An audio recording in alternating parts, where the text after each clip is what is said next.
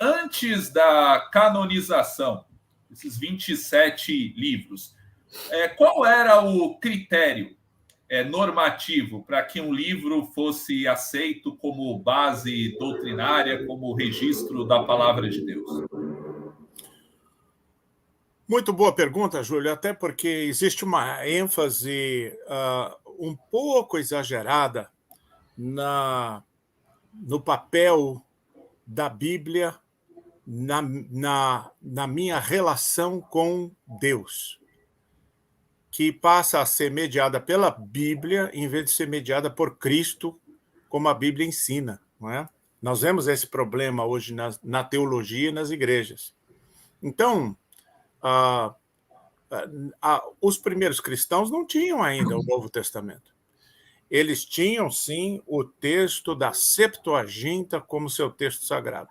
É por isso que os apóstolos citam a Septuaginta, que é a tradução grega da Bíblia hebraica.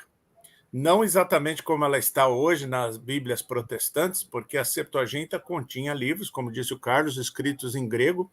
Ela foi composta no ano 200, mais ou menos, na verdade, entre 250, primeiro a Torá, depois os outros, no século II a.C., até o ano 100, mais ou menos, outros livros foram sendo acrescentados, mas aí no primeiro século da era cristã, depois do evento Jesus Cristo, nós tínhamos então a Septuaginta, a tradução grega do texto hebraico, e essa era a Bíblia dos primeiros cristãos.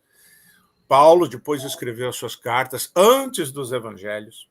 Depois, os evangelhos foram escritos. E aí o Novo Testamento foi definido, como você disse, 27 livros, lá pelo século IV, não é? Então, no fim do século, na segunda metade do século IV. Então, claro que já estava quase definido antes disso.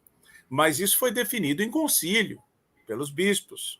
Assim como também o cânone do Antigo Testamento, da Bíblia hebraica, foi definido por um concílio na cidade de Avne, ou Jamnia, no ano 90.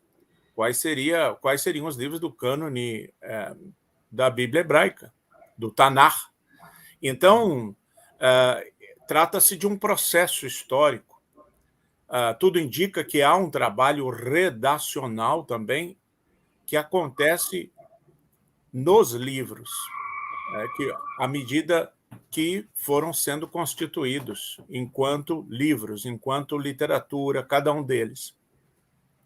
E o critério principal para a canonicidade dos livros do Novo Testamento era a apostolicidade. Isso é, os livros tinham que ser escritos por um apóstolo. Agora, essa questão leva a outras questões. Por exemplo, Paulo. Paulo se declara apóstolo, mas nem todo mundo na igreja das primeiras décadas achava correto esse título ser de Paulo, porque ele não havia convivido com Jesus. Há também outros textos no Novo Testamento que têm a autoria questionada, até algumas cartas paulinas. E esses textos, então, e mesmo a autoria dos evangelhos, né, eles são atribuídos a Mateus, a João Marcos, a João, o apóstolo, mas há muitos acadêmicos que sugerem, a maioria, na verdade, que essas atribuições são atribuições piedosas posteriores, são textos anônimos.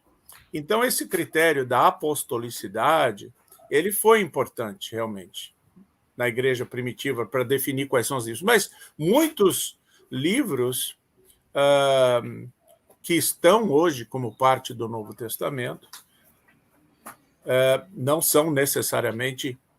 foram necessariamente produzidos por apóstolos. E nem por isso deixam de ter autoridade para nós hoje, porque o importante para a igreja hoje é lembrarmos que o Novo Testamento, que a Bíblia, ela é o nosso texto fundante, autoritativo para todo cristão.